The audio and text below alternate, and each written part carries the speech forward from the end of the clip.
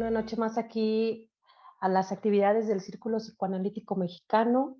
En esta ocasión vamos a estar participando en esta conferencia titulada La llamada de la tribu neoliberal, actualidad de psicología de las masas. Agradecemos a todos su presencia, a los participantes y al ponente, al cual me voy a permitir presentar en este momento.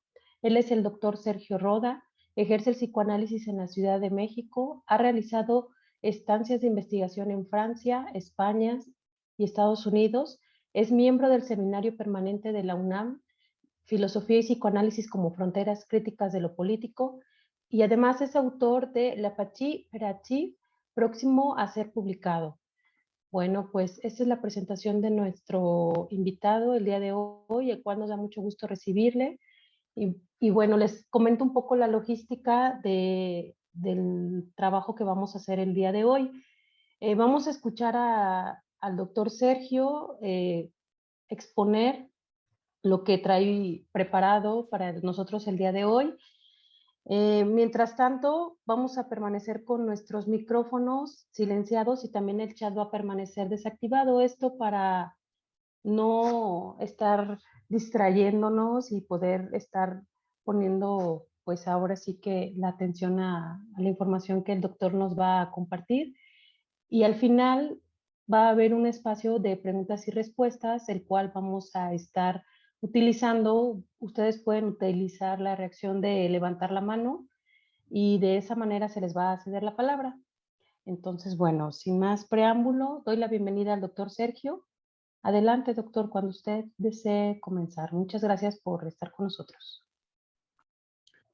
Bueno, antes de colocarlo, bueno, les agradezco. Sé que reunirnos un viernes a las 7 de la noche para conversar y discutir temas intelectuales es algo que merece ser reconocido.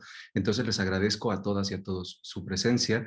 Lo que voy a hacer el día de hoy es compartir con ustedes un acercamiento, una propuesta de acercamiento para pensar la actualidad de psicología de las masas y análisis del yo de Freud, una obra que el año pasado cumplió 100 años de su publicación y que me parece que tiene una rabiosa actualidad, no solamente por los elementos, el vocabulario, las figuras, la explicación que dio, con la que Freud dotó a todo un grupo de investigadores que en su momento se congregaron en torno a la llamada psicología social, la preocupación por qué significa una masa, cuáles son las características de una masa. Entonces, me interesa primero que nos acerquemos a esta perspectiva, saber cómo opera la psicología de las masas, cómo es que diferentes autores antecedieron a Freud y cómo continuaron con sus propias reflexiones. Y después voy a tratar con ustedes, les voy a proponer una lectura doble para pensar dos caminos posibles en los cuales se puede verificar la actualidad de psicología de las masas, entendiendo por actualidad no el pensar que Freud ha descrito la realidad en la que nosotros vivimos tal cual, sino que psicología de las masas sigue siendo actual porque sigue planteándonos problemas, sigue llevándonos a plantear preguntas. Entonces voy a promover dos maneras de comprender la actualidad de psicología de las masas y eso es a grandes rasgos lo que haré el día de hoy con ustedes. En un segundo que voy a compartir pantalla, vamos a comenzar. El título de esta conferencia me ha sido dado o me fue inspirado por una apropiación específica de toda la discusión que gira en torno a la psicología de las masas, una discusión que proviene del terreno del liberalismo. El liberalismo, como ustedes saben, ha sido el marco en el cual se han desenvuelto en las últimas décadas las sociedades occidentales. Entonces, como vamos a pensar la actualidad y el porvenir de la psicología de las masas, me he permitido utilizar este título, que es el título de un libro al cual haré alusión más adelante, que es La llamada de la tribu neoliberal. Voy a cerrar aquí el recuadro para que ustedes puedan ver la imagen que antecede a la disertación que voy a hacer. Es una fotografía que se volvió muy famosa de la campaña presidencial en la que Hillary Clinton, antes de pronunciar un discurso, las personas que estaban detrás de esa valla querían tomarse una fotografía con ella y ella quería compartir, digamos, ese momento íntimo con una mayoría de personas que estaban apoyándola a ella. Entonces la imagen para mi gusto está cargada de una gran potencia porque nos va a permitir pensar cuál es la actualidad de las reflexiones que tanto Freud como Le Bon, eh, José Ortega y Gasset, Elías Canetti, Gabriel Tarde y otros pensadores propusieron desde principios del siglo pasado en torno a la psicología de las masas. Vamos a ver cómo, primero, para comenzar, déjenme ver cómo. Creo que es aquí. Perfecto. Bueno, esta es la estructura de lo que vamos a ver el día de hoy. Digamos que serán 5 los puntos que voy a analizar con ustedes. El primero vamos a ver qué es esto de la psicología de las masas, que yo le llamo una psicología de las masas clásica. ¿De acuerdo? Le llamo clásica porque engloba a un grupo de autores, el más destacado de todos ellos es Freud, que le dieron forma a una manera de concebir las agrupaciones o las concentraciones multitudinarias y que las dotaron, algunos con más fortuna que otros, de una determinada característica psicológica. Por supuesto que el mayor representante de la psicología de las masas es Freud, pero para mí es importante llamarle clásica, primero porque nos transmitió las ideas que nos nutren con respecto a lo que ocurre dentro de una concentración multitudinaria y las masas, provienen de estas reflexiones. Por eso es que tienen un carácter clásico para mi gusto. Y en segundo, porque, y será algo que desgraciadamente no podemos hacer el día de hoy por motivos de las limitaciones temporales, es un proyecto futuro que debemos hacer de deconstruir todas esas características que han atribuido cada uno de estos autores a la masa. Tendríamos que deconstruir, por ejemplo, la estructura o la categoría del género, que va a jugar un papel muy importante en prácticamente todos los investigadores de la psicología de las masas. Probablemente el que tenga una posición más ambivalente sea Freud, pero tendremos que deconstruir algunas de sus metáforas, eh, la forma en la que estructuran la relación con diferentes pueblos de la Tierra, la relación con la raza, la construcción de la raza, que es una construcción importante del siglo XIX como una categoría. Entonces, todo eso, digamos que alimenta la posibilidad de hablar de una psicología de las masas clásica, porque quiero sostener que se puede pensar más allá de psicología de las masas, partiendo de la psicología de las masas. Entonces también vamos a ver las características freudianas de la masa, lo que Freud atribuye como características psicológicas específicas de la masa, y también veremos cómo el ejemplo paradigmático de la psicología de las masas clásica es la masa fascista. ¿De acuerdo? Voy a dar algunos rasgos que nos permiten ejemplificar aquellas ideas que tanto Freud como Gustave Le Bon, que fue el iniciador de la psicología de las masas, atribuyeron a las concentraciones multitudinarias. Entonces, llegaremos a ese punto de inflexión a mitad del siglo pasado, en el cual las masas fascistas se apropiaron del terreno político y terminaron por encarnar algunos de los grandes temores y miedos que acechaban a la psicología de las masas. Pero, y a partir de aquí es cuando les propongo estos dos caminos o estas dos formas de interpretar la actualidad de la psicología de las masas, quiero pensar con ustedes qué es lo que ha quedado de todo ese cúmulo de reflexiones. Porque, ¿por qué a principios del siglo XX había una obsesión por tratar de pensar, escudriñar, encontrar y describir en sus mínimos detalles qué era una masa y qué provocaba a nivel psíquico la masa en cada uno de los individuos? ¿Y qué es lo que pasa actualmente? ¿Cómo esa rica discusión que terminó materializándose en el fascismo y el totalitarismo, cómo fue recibida en las sociedades en los últimos años, en las últimas décadas, en el seno de las sociedades liberales y neoliberales? ¿De acuerdo? Entonces, bueno, voy a comenzar haciendo alusión con este texto, que es el texto seminal de toda la reflexión de la psicología de las masas clásica, es el texto de Psicología de las Masas de Gustave Le Bon. Le Bon es un personaje muy interesante porque en torno a él se articulan algunos conceptos, ideas, prejuicios que van a acechar prácticamente todo el desarrollo de la psicología de las masas. Fue un polígrafo de origen francés que ejerció una gran influencia dentro del terreno de la psicología social. Como afirma Serge Moscovici, la preocupación por las masas surge en Francia en el contexto de dos eventos íntimamente conectados. Por una parte, los disturbios de la Comuna de París Y más allá de esto, las revueltas de la Revolución Francesa y todos esos pequeños estallidos que implicaban el momento en que las masas saltaban a la palestra pública, y por el otro, los tratamientos de la histeria en el hospital de la Salpêtrière. ¿De acuerdo? No puedo presionar más este punto por ahora. Es un punto que, insisto, como les decía, forma parte de un proyecto futuro que tendremos que hacer todos, criticando y cuestionando los orígenes del vocabulario que tenemos para analizar la psicología de las masas, pero no deja de ser un hecho relevante, como señala Moscovici, que estos dos fenómenos, que la psicología de las masas hubiera surgido en Francia y no, por ejemplo, en Alemania o en Italia, donde el fascismo arraigó con más fuerza. Entonces, Moscovici sospecha que hay una íntima relación entre la irrupción de los movimientos en la calle, de los movimientos sociales y la irrupción de las masas, por un lado, y por el otro, la investigación en torno a la histeria, porque las masas van a ser caracterizadas una y otra vez como entidades femeninas, de una manera muy similar a como se hará con las mujeres en el siglo XIX. Moscovici nos llega a plantear incluso que tan subversivo y peligroso era el ascenso de las masas como el cuerpo de una mujer para el siglo XIX. ¿De acuerdo? Entonces, este libro, Psicología de las Masas, fue publicado en 1895, el mismo año en que Freud escribió el Entwurf, el proyecto. Y aunque sus referencias aún permanecían arraigadas en el siglo XIX, si ustedes han revisado el texto de Le Bon, se darán cuenta de que gira más o se acercan más algunos de sus postulados a Napoleón que a alguien como Hitler o Mussolini, que serán una referencia más cercana para todos aquellos lectores posteriores a la psicología de las masas. Y sin embargo, este texto irradia muchísima luz hacia el porvenir.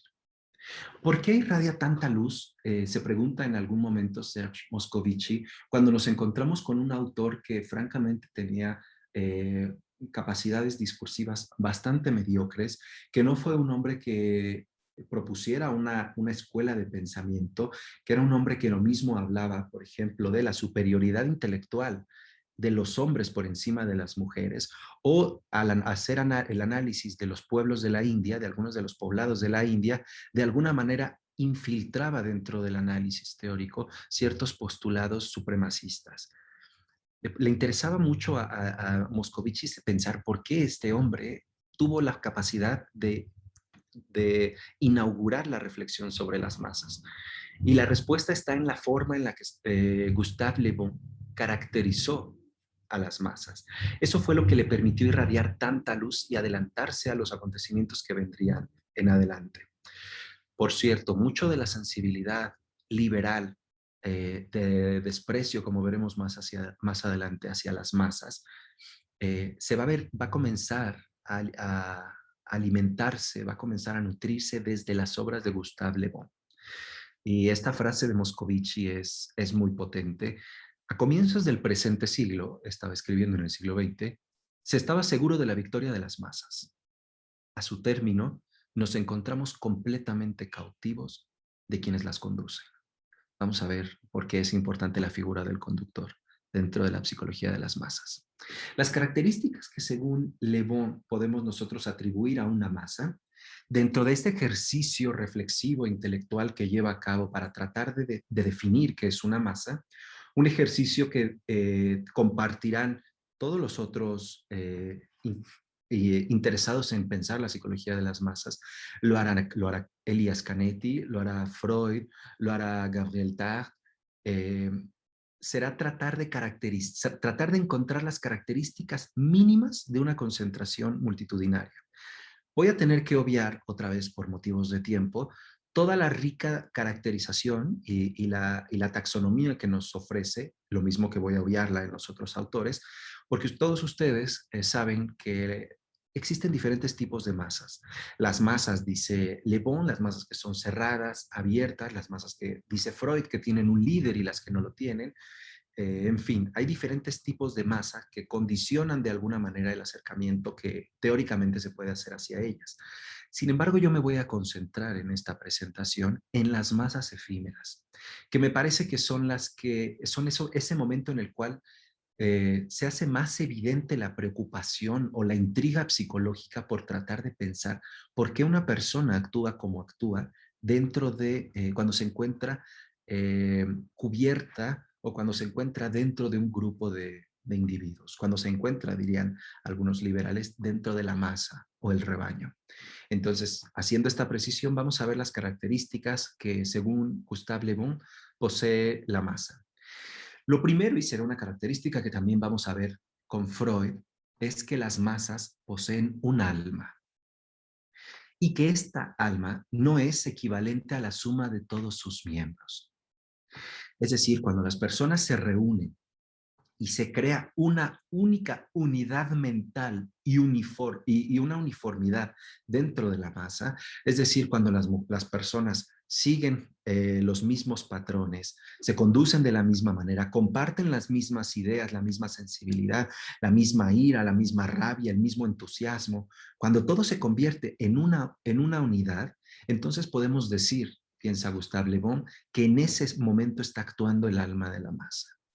Jugando un poco con la, con la idea del alma de una masa, podríamos pensar que a diferencia del dictum Foucaultiano, según el cual el cuerpo es la cárcel del alma, dentro de la masa, en realidad, el alma es una forma en que se desborda todo el cuerpo social. ¿De acuerdo? El alma es un cuerpo que siempre está, dice Elias Canetti, en perpetuo crecimiento. ¿De acuerdo? Entonces, estas dos características son muy importantes para Gustave Le Bon. Además, como lo dice en esta cita, la masa, que es el tipo de masa en el que me voy a concentrar yo, es un ser provisional, es un ser provisorio, formado de elementos heterogéneos que por un momento, por eso es la masa efímera, eh, actúan como si fueran células que constituyen un cuerpo vivo, formando a través de su reunión un ser nuevo, el alma de la masa, al que he hecho alusión, en el cual se manifiesta un temperamento sensiblemente distinto al que cada uno de ellos posee. Este va a ser, lo vamos a ver ahora que veamos a Freud, este va a ser, Freud le va a llamar a esto el hecho psicológico de la psicología de las masas. El que una persona dentro de la masa se comporte de una manera distinta a como lo haría si estuviera fuera de ella. Otra idea que subraya Le Bon es la moralidad de las masas. Esta idea también la retomará Freud. Las masas son capaces de lo más elevado y de lo más bajo. La siguiente idea, que es una idea muy potente, que no es tan evidente en un primer acercamiento, es que, según Le Bon, estas masas, piensen ustedes, Le Bon está caracterizando las masas como un conjunto de personas completamente fuera de sí, que están exaltadas, que están tan exaltadas que todas actúan de la misma forma, dice Le Bon, porque se contagia ese entusiasmo. Y ahora que nos diga, después de concebir las masas como estos individuos que forman una unidad de energía desbordante, ahora que nos diga que esa unidad es conservadora, tiene que generarnos algo de ruido. Pero según Le Bon, esta idea, y la llevará hasta sus últimas consecuencias, es una de las características fundamentales de la masa. Las masas son conservadoras por naturaleza, sin importar cuán aparentemente revolucionarias sean sus formas, sin importar todo el ruido que puedan hacer dentro de sus manifestaciones, en el fondo, y en el fondo para nosotros significa claramente, después de Freud, pulsionalmente, lo que está en juego, digamos, es siempre un carácter netamente conservador. La siguiente idea, que es la última idea de las ideas importantes para mí en este momento en la exposición que nos comparte Le Bon, es que las masas tienen la necesidad de un líder. Alguien debe conducir al rebaño que por sí mismo no puede conducirse. No es sino energía que se desborda. Entonces, estas son las características principales que Le Bon va a establecer para que nosotros podamos hablar de una masa, y serán unas características que Freud hará suyas haciéndole ciertas aclaraciones. En el caso de Freud, quiero llamar su atención primero que el interés, a diferencia del texto de Le Bon, cuyo título es Psicología de las masas, Freud le añade algo más. Para Freud lo importante de la psicología de las masas es el análisis del yo. Es decir, lo que ocurre en los individuos cuando forman parte de la masa. La perspectiva de Le Bon siempre es una perspectiva sociológica. Le Bon toma distancia de las masas. Más que preocuparle lo que ocurre dentro de los individuos, le preocupa como un fenómeno social. Esto le permite, por supuesto, hacer ciertas afirmaciones que Freud no se permitiría en su obra. Una de ellas, por ejemplo, es considerar que las masas en sí mismos son algo, cuando uno lee el texto de Le Bon, queda muy claro, que tiene un carácter siempre claramente negativo.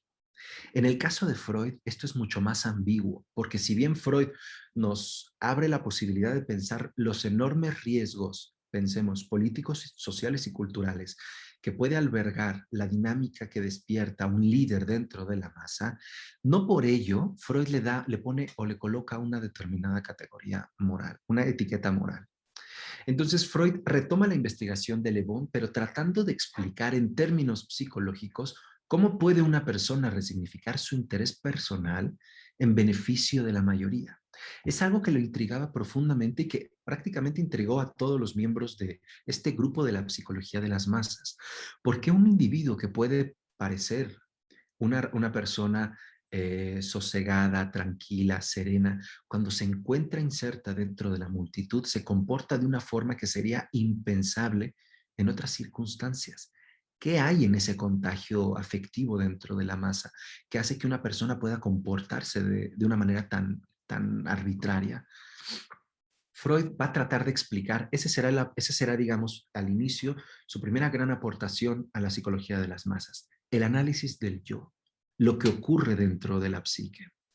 Por eso le dota de profundidad psicológica a las tesis de Le Bon, porque quiere pensar qué ocurre al nivel del yo cuando una persona forma parte de la masa.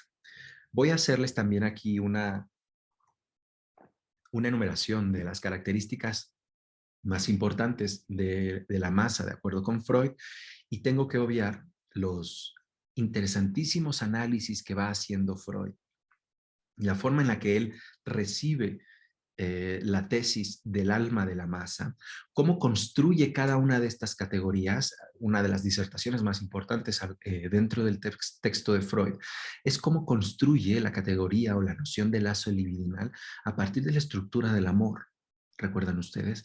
Y él mismo nos dice del eros, y estoy entendiendo, dice Freud, por eros, el eros de los filósofos, el eros de Platón. Mucho podríamos decir al respecto de eso.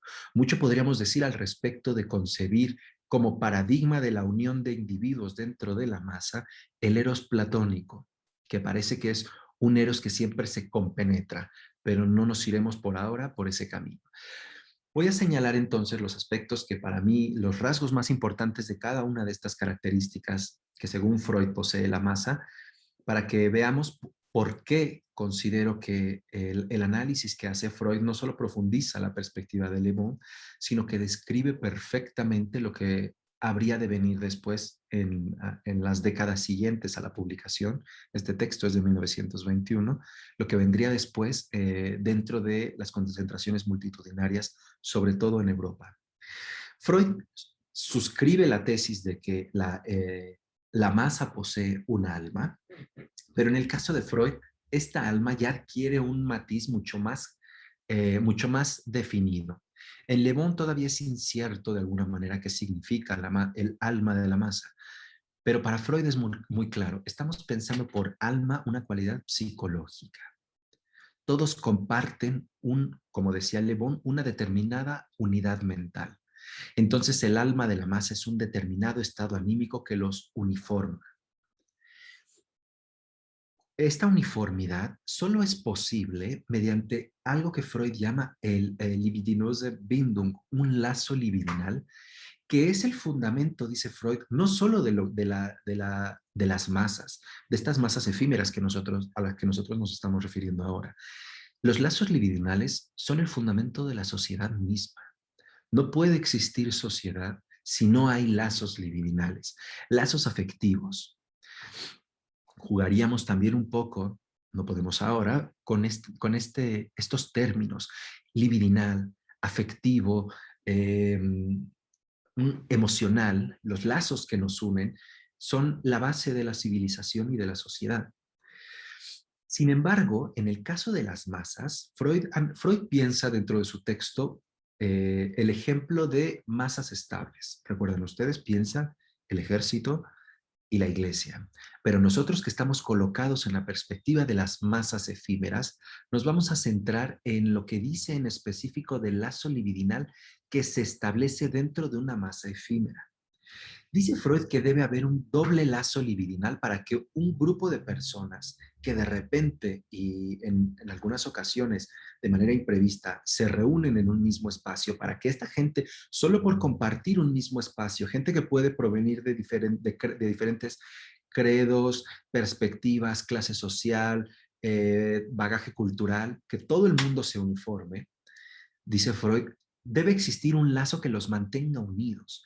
Y ese lazo, el único lazo que lo suficientemente poderoso como para mantener a los individuos unidos más allá de la búsqueda narcisista de que cada una de las personas trate de encontrar su propio beneficio, más allá de los límites del propio narcisismo, lo único que nos hace condescender con los otros, dice Freud, es el amor, son los lazos afectivos.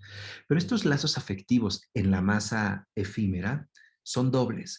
Por una parte, entre todos los miembros de la masa, todos los individuos que se encuentran congregados en un mismo espacio, y por otro lado, entre todos ellos y el líder, que será este tercer elemento muy importante en el caso de Freud.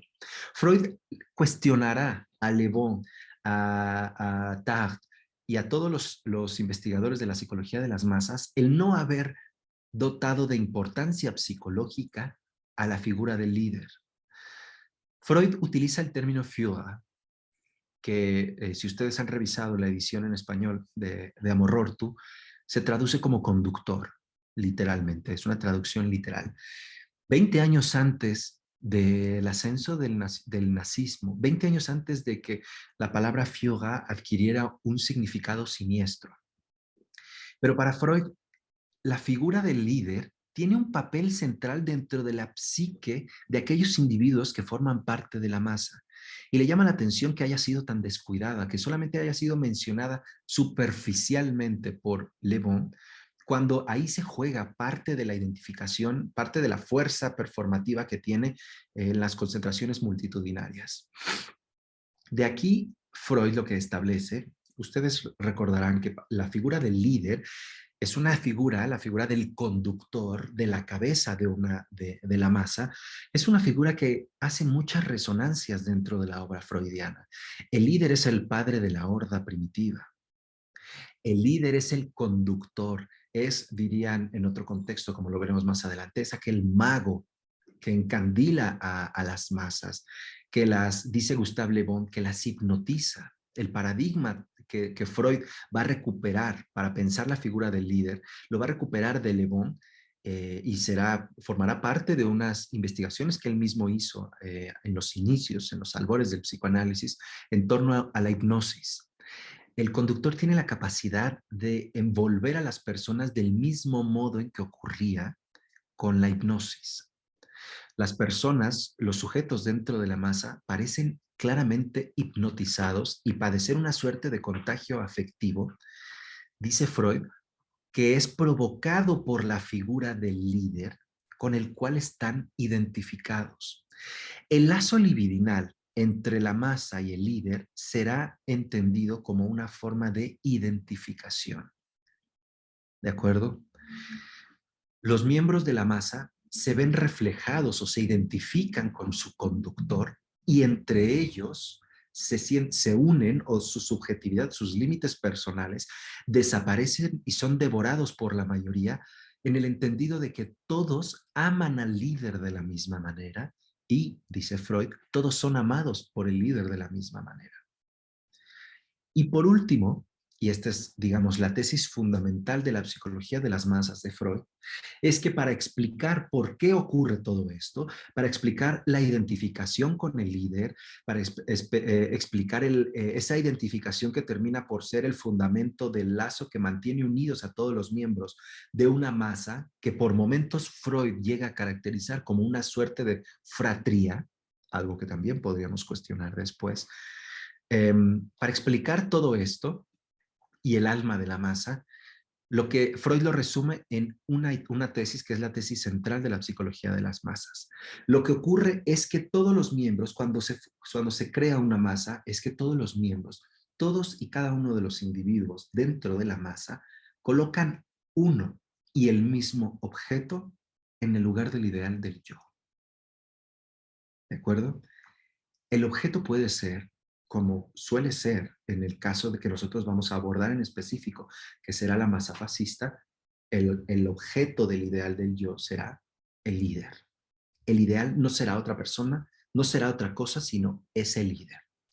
Entonces, si bien Freud acepta que pueden existir, nos podemos imaginar, dice Freud, masas sin líder, y es una tesis que no deja de ser controversial dentro del propio texto porque Freud lo afirma, pero de cualquier manera el ejemplo que esgrime, el de la religión, es aquel en donde el líder parece que se ha eternizado, de acuerdo a la figura de Cristo y todo lo que él analiza. Entonces no queda del todo claro, es algo que él mismo dice que resolverá y no resuelve, si se puede prescindir del todo de la figura del líder. De lo que no se puede prescindir, porque es la esencia de la psicología de las masas, es de la identificación que lleva a que cada uno de los individuos coloque a uno y el mismo objeto en el lugar del ideal del yo.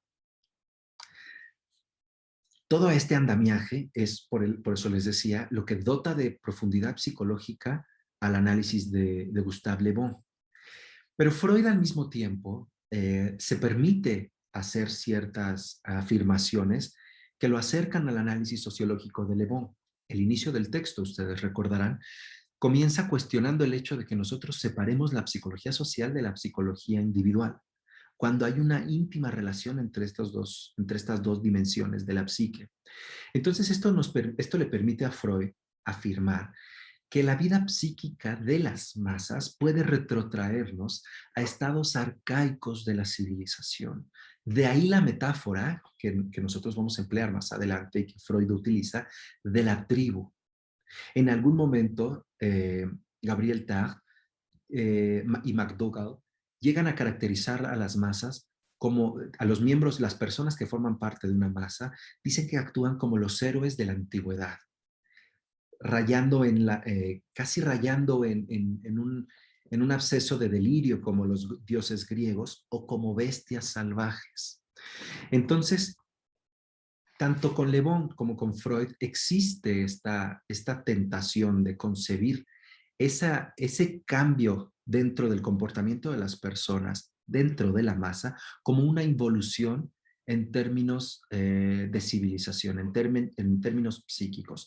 Lo que ocurre, dice Freud, es que los individuos, su racionalidad y su intelecto se ve sensiblemente disminuido porque la masa solamente reacciona a partir de la pura emotividad, algo que ya había señalado antes Gustave Le Bon. Entonces, esta pura emotividad que para Le Bon va a ser escandalosa, lo mismo que para algunos de los liberales que vamos a mencionar, para Freud tiene otro significado. Ahí donde Le Bon y otros miembros de la psicología de las masas, pensemos también en alguien como José Ortega y Gasset, caracterizan a las masas como algo primitivo y esta caracterización sirve para denostar las organizaciones de masa. Freud nos recuerda que para él primitivo significa pulsional. ¿De acuerdo? Hay un carácter, lo primitivo, que nosotros nos comportemos de manera primitiva dentro de la masa, que actuemos como animales de horda, animales de manada, como miembros de una tribu, que nuestro intelecto no sea lo que prime dentro de nuestra sensibilidad en la masa, significa, en términos freudianos, que lo que está circulando es energía pulsional. Es la pulsión, es la vida pulsional lo que gobierna a las masas. Si hacemos este cambio de vocabulario, se dan cuenta, adquiere la masa una perspectiva distinta a sencillamente decir, como lo hace Le Bon, que las masas son peligrosas y primitivas. ¿De acuerdo?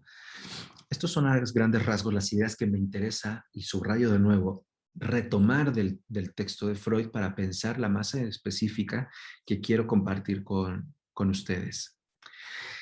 La masa lo que considero que ocurrió con el texto de Freud es un texto que se publica en 1921.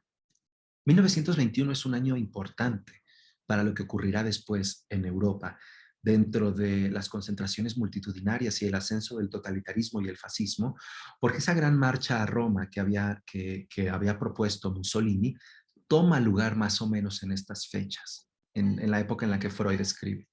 Entonces, está el ascenso del fascismo en Italia comienza a partir de los años 20, va por los años 30. Ustedes saben que Freud le dedica un texto, uno de sus textos se le dedica al Duce. Él siempre tuvo muchas dudas, como lo sabemos por su correspondencia, con respecto a Mussolini, pero bueno, se vio atrapado dentro de una coyuntura política en la que reaccionó de determinada manera. Entonces, Freud no se podía imaginar, probablemente ninguno de ellos se podía imaginar que aquello que estaban describiendo, aquella transformación dentro de la sociedad que comenzaba lentamente a cundir por toda Europa, pronto iba a explotar y se iba a manifestar bajo la forma del fascismo y el totalitarismo. Entonces, para pensar el porvenir de la psicología de las masas, el primer movimiento que quiero hacer con ustedes es señalarles que nosotros ahora comprendemos la masa, la psicología de las masas, la figura del líder, todo eso que hemos analizado hasta ahora con Freud, para nosotros está íntimamente relacionado o está impregnado de lo que ocurrió dentro del fascismo y el totalitarismo en la Europa del siglo XX, en la Europa y América Latina del siglo XX, más incluso en otras regiones. Cuando nosotros leemos Fugger, y por eso me había detenido en ese término, cuando nosotros leemos el término Fugger en Freud, no podemos evitar pensar en Hitler, en el caso específico del Fugger alemán. No podemos dejar de pensar en el Duce, en Mussolini para Italia, no podemos dejar de pensar en Franco, en España, no podemos dejar de pensar en Stalin dentro de la Unión Soviética. Entonces, todo ese contexto para nosotros ya es un referente, aunque ninguno de estos autores, y esto es muy sorprendente, ninguno de estos autores se dirigió a ese ejemplo en específico porque no pudieron conocerlo. Los miembros de lo que llamo la psicología de las masas clásica no podían conocer la masa fascista, pero sí la pudieron vislumbrar.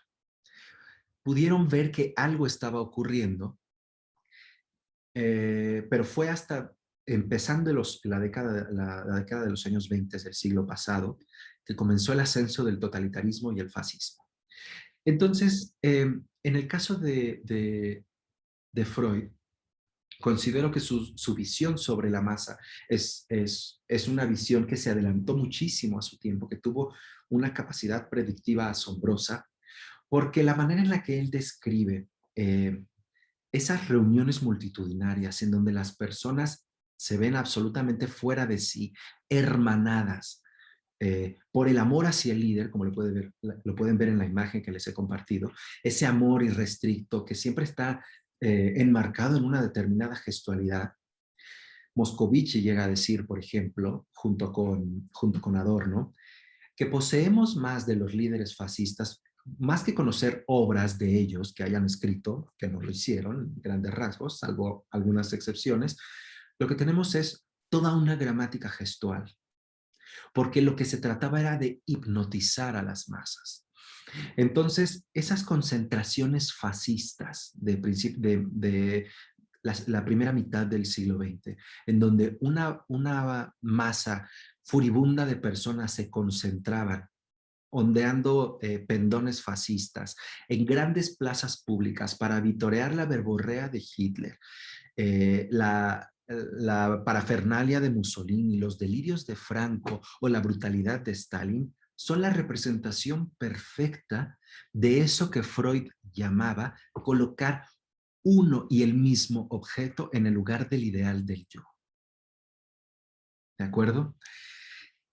Que nosotros tomemos como referencia, ya que estamos pensando la masa efímera, no me estoy yendo por el ejército o la iglesia, que es lo que piensa Freud, que nosotros tomemos como referencia la masa efímera, la masa fascista como el ejemplo paradigmático de las masas efímeras, nos permite comprender cómo hubo un cambio de vocabulario justo al finalizar la Segunda Guerra Mundial, después de los destrozos que cometieron los líderes fascistas, estos líderes que, cual flautistas de Hamelin, condujeron a todo su pueblo, condujeron a las masas en una marcha triunfal escandalosa y sin limitaciones, de regreso, diría Popper, a la época de las cavernas, hizo que las reflexiones de la psicología de las masas nutrieran un análisis muy específico en términos políticos sobre qué podrían hacer después de la guerra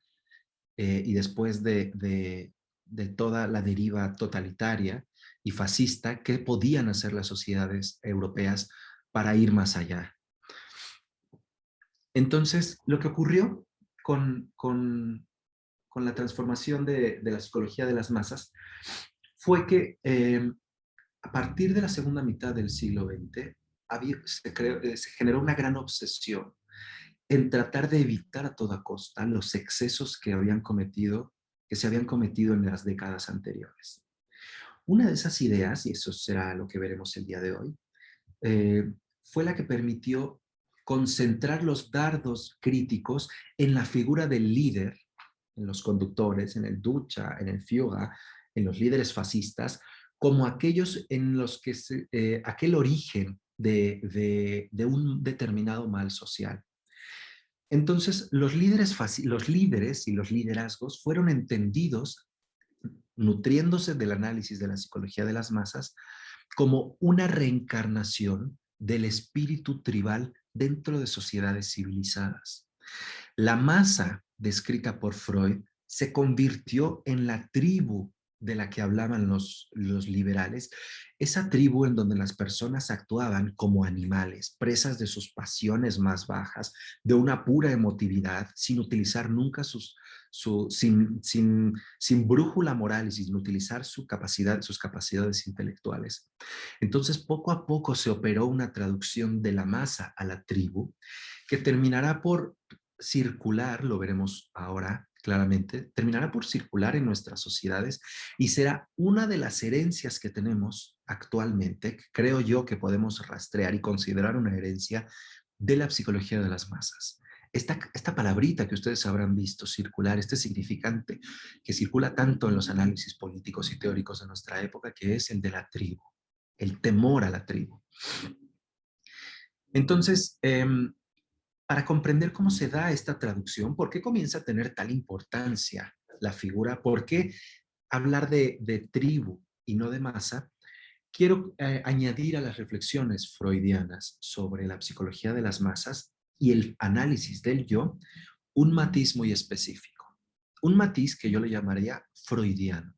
Porque ahí donde Freud nos dice que tenemos que pensar lo que ocurre en el sujeto cuando se encuentra dentro de la masa, como les decía, posterior a la guerra, la preocupación de los teóricos de la filosofía y la sociología fue qué era lo que se encontraba dentro de la psique de esos individuos y en particular del líder de la masa.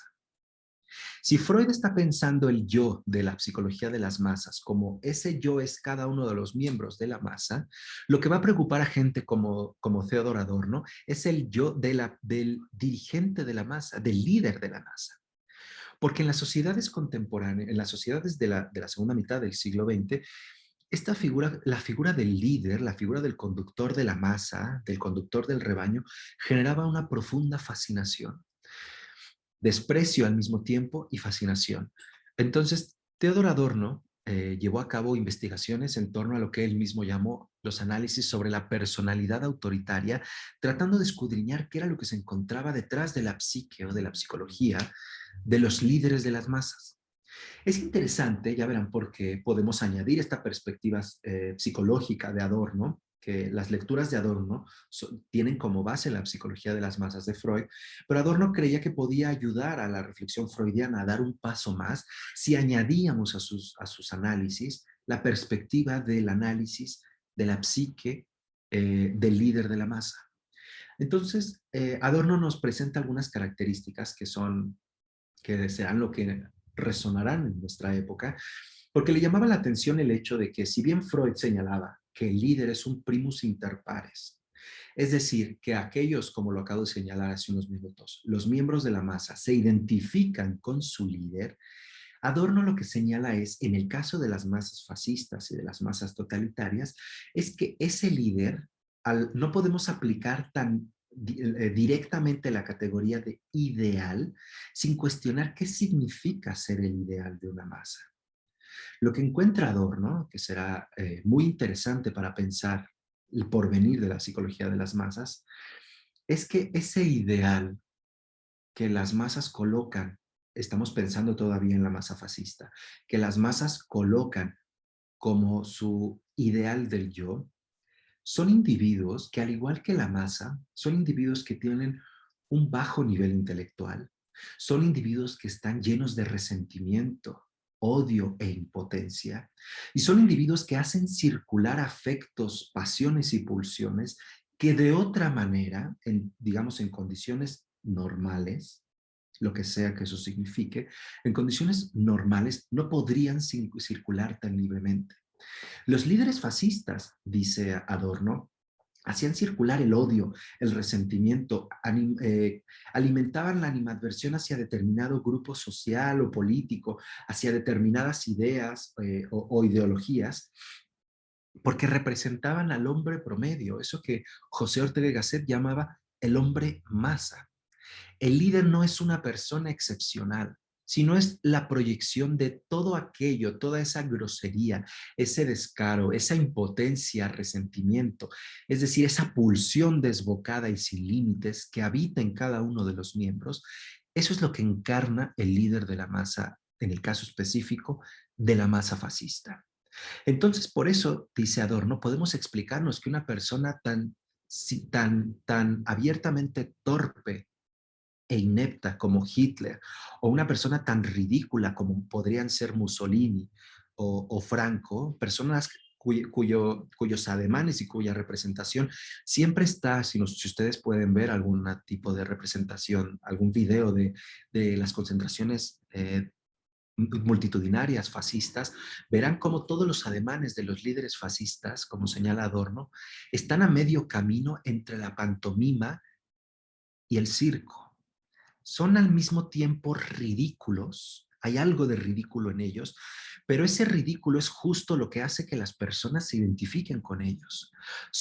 Es la representación de la impotencia y son individuos que se atreven a decir lo que de alguna manera otros callan. Por supuesto que podríamos hacer muchos análisis de cómo se llega a este punto, cuáles son las crisis. Siempre es, digamos, que las condiciones que preparan el ascenso de líderes fascistas, si lo traducimos, las condiciones que preparan el ascenso de una persona llena de odio, resentimiento, estulticia e impotencia al lugar de la cabeza de un grupo de personas que se sienten identificadas con él, son condiciones casi siempre económicas y materiales. No nos vamos a detener mucho por ahora en eso, pero bueno, basta con señalarlo, con señalar esta riqueza que nos aporta Teodor Adorno dentro de la reflexión psicológica de la personalidad del líder de la masa, porque dice Adorno, de esa manera nosotros podemos ver que en la psicología, dentro de las masas, se opera una suerte de milagro sociológico, porque las masas que son indóciles, que están fuera de sí, que son frenéticas, al obedecer al líder, de alguna manera se obedecen a sí mismas. El milagro sociológico del que habla Adorno es que las masas son al mismo tiempo eh, el conductor y la masa. Es decir, son aquel que manda y obedece. Esa contradicción que Adorno le llama un milagro es otra de las características fundamentales de la masa fascista. Vamos a pensarlo, o de la psicología de las masas, para tratar de explicar por qué las personas se someten. Esa pregunta que inquietaba tanto a Freud. ¿Por qué un individuo somete su voluntad a la voluntad de una mayoría o de un individuo en específico? Es porque realmente sienten que esos individuos lo representan y al obedecerlo, se obedecen a sí mismos. Ellos reciben mandatos como si fueran automandatos. ¿De acuerdo? Entonces, quisiera señalar que bueno, una vez que hemos visto, una vez que he añadido esta perspectiva tan importante de Theodor Adorno para pensar el porvenir de la psicología de las masas, a partir del ejemplo de la masa fascista, como el paradigma de la masa efímera, y digamos como el ejemplo más radical de todo aquello que estaban tratando de articular los investigadores de la psicología de las masas, desde Gustave Le Bon hasta Freud y más allá, incluido Elias Canetti y José Ortega y Gasset. Entonces vamos a ver ahora de este contexto en el cual después de la guerra, en los años 50, comienza un análisis, una preocupación sobre la categoría, sobre el análisis psicológico específico del líder de la masa. Vamos a ver entonces qué es lo que ha quedado de eso, cómo podemos trazar una línea de continuidad que nos lleve desde los análisis de Freud hasta los nuestros, para pensar si hay una actualidad de lo que Freud señalaba y si la hay, ¿cuál es? Entonces, aquí es donde yo quiero comenzar hablando de los dos aspectos o los dos caminos que les propongo para pensar la actualidad de la psicología de las masas en las sociedades neoliberales de las primeras décadas del siglo XXI. El primero es la implementación de políticas neoliberales y sus efectos en la sociedad que fueron una especie de resultado de todos los desastres que había desatado el totalitarismo y el fascismo. Ustedes saben que en los años 40, al finalizar la Segunda Guerra Mundial, filósofo alemán Karl Popper, un filósofo liberal, escribió un libro que se convertirá en, digamos, una suerte de libro amuleto del liberalismo contemporáneo, llamado La sociedad abierta y sus enemigos, en el cual Popper va a operar, sin decírnoslos, va a operar esa suerte de traducción de la masa freudiana a la tribu, esa tribu que el neoliberalismo va a tratar a toda costa de evitar y que va a definir el miedo hacia las concentraciones multitudinarias, hacia la seducción de los líderes carismáticos y los desastres a los que puede generar el hecho de que los seres humanos sean reducidos a la condición de animales, de simples animales de un rebaño, van a definir mucho la sensibilidad liberal y neoliberal. La lógica del mercado, la lógica del libre mercado, que será la solución que se va a plantear, sobre todo después de la Segunda Guerra Mundial, tendrá como uno de sus efectos la masificación de las sociedades. Nosotros sabemos que a diferencia de la sociedad que describía Freud, nosotros vivimos en sociedades hipermasificadas, ¿de acuerdo? En donde el consumo juega un papel fundamental, porque en sociedades hipermasificadas el consumo puede ser masivo y las ganancias se pueden multiplicar mucho más que si lo harían en sociedades en donde los índices demográficos fueran menores o donde las dinámicas del libre mercado no pudieran imponer formas de relación entre las personas, formas de relación y gestión del espacio público y de organización política y social. Entonces, ese es un aspecto a considerar para pensar el porvenir de la psicología de las masas. El segundo aspecto es la aparición de las tecnologías digitales de la comunicación que se han convertido en el laboratorio de experimentación de la psicología de las masas. Ahora nos vamos a ir más despacio con estos dos aspectos, sencillamente los quería mencionar ahora, y aquí hago una alusión que también explotaré un poco más adelante, que pensemos el ascenso, ya que teníamos como ejemplo de la masa fascista, perdón, ya que tenemos como ejemplo la masa fascista como ese paradigma de encarnación de los grandes temores que tenían los analistas de la psicología de las masas, podríamos pensar lo que ocurre ahora con ciertos líderes que tienen inclinación, de acuerdo con algunos investigadores, neofascistas, que sienten esta seducción fascista por el poder, un poder entendido como esa condición hiperpersonalista de un individuo que es capaz de congregar a las mayorías y guiarlas hacia su determinado proyecto político.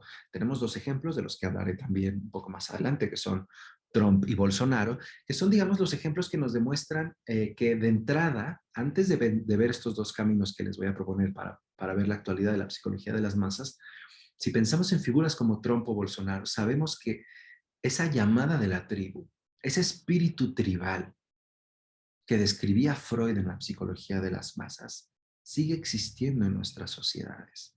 Y basta con que algunas condiciones económicas, algunas crisis políticas, alimenten el descontento dentro de la población para que se erijan este tipo de líderes que, como nos enseñó Adorno, son caracterizados por la estulticia, el resentimiento, la ignorancia, el odio y la impotencia. Y porque a través de ellos toman voz un grupo de personas que se sienten agraviadas por diferentes circunstancias o en determinados contextos. Entonces, vamos a ver esta traducción que les he propuesto, la de la masa freudiana y la tribu neoliberal, porque como les decía, el punto de encuentro entre la masa freudiana y la tribu neoliberal es este autor al que ya les he hecho mención, Karl Popper, quien en La Sociedad Abierta y sus enemigos hablaba de la tribu, este espíritu tribal, como una herida, dice Popper, una herida de la que no nos hemos recuperado, de una herida de los inicios de las sociedades humanas, cuando nosotros estábamos organizados en clanes, en tribus, recuerdan ustedes incluso las premisas de las que parte Totem y Tabú, esta organización tribal en los orígenes de la humanidad, dice Popper, ha dejado huella psíquica dentro de nosotros. Nunca hemos superado del todo esa nostalgia por pertenecer a la tribu, por ser dominados por un determinado líder, por el padre, el líder de la fratría. Es una tendencia ciega, dice Popper, que nos lleva a unirnos en la masa. La descripción que hace Popper es similar a la que Freud había hecho 20 años antes. Esto no le gustaría nada a Popper, que era un hombre con bastantes reticencias hacia el psicoanálisis. Y el libro, pero bueno, de cualquier manera, lo que señala Popper es casi una cita, una nota al pie de los análisis mucho más ricos y pormenorizados que hace Freud desde la dimensión psicológica. El libro de Popper fue publicado el año en que terminó la Segunda Guerra Mundial. Un par de años antes de la cumbre de Mont Pelerin, convocada por Friedrich von Hayek, un economista y filósofo neoliberal muy conocido, en la que se discutió el futuro modelo económico neoliberal como una salida a los desastres de la guerra. ¿Qué fue lo que quedó del desastre del totalitarismo y del fascismo? ¿De qué manera resurgió Europa de entre las cenizas y se lanzó hacia el porvenir? A través del proyecto neoliberal. La historia es muy interesante, ustedes lo podrán consultar, cómo es que comienzan, y Popper juega también un papel importante. El texto de Popper se ha convertido en una suerte de Biblia dentro del pensamiento liberal, en donde siempre para defender, cuando por momentos el liberalismo recibe críticas que pueden ser demoledoras para su visión de las cosas, siempre echan mano del argumento del miedo al tribalismo. El liberalismo es esa cultura de la libertad, como la llama uno de sus grandes paladines, que es Mario Vargas Llosa. Esa cultura de la libertad, según los liberales, funciona como dique de contención del tribalismo. Ese tribalismo que según las sociedades liberales se encuentra perfectamente materializado en el comunismo, el populismo y el nacionalismo. Esas tres grandes manifestaciones, según este grupo ideológico, tres grandes manifestaciones del tribalismo político, del retorno de la tribu. Entonces, como les decía, no es casual que nosotros comencemos a hablar de tribu neoliberal cuando nuestros análisis iniciaron en la masa freudiana, porque es el repudio a todo lo que puede generar la masa y la psicología de las masas, lo que ha servido como el cimiento sobre el cual se ha erigido el orden neoliberal. ¿De acuerdo? Aquí les hago alusión a esto que les acabo de señalar, que podemos ver el desprecio hacia el populismo, el fascismo, dentro del liberalismo hacia determinado comunismo y el nacionalismo, como un resabio de los análisis previos de la psicología de las masas, y al mismo tiempo como la consolidación de una determinada sensibilidad en la cual el tribalismo político, la llamada de la tribu, la reducción de las poblaciones humanas a la condición de meros animales de un rebaño, es el mayor peligro posible que puede existir según dentro de las sociedades neoliberales, y es ese peligro el que se debe de evitar a toda costa. Por eso el filósofo alemán Peter Sloterdijk habla de cierto desprecio de las masas que se percibe desde finales del siglo XX y principios del siglo XXI. Ese desprecio de las masas, que puede o no estar justificado, tiene como uno de sus grandes paradigmas o una de sus grandes referencias a Popper.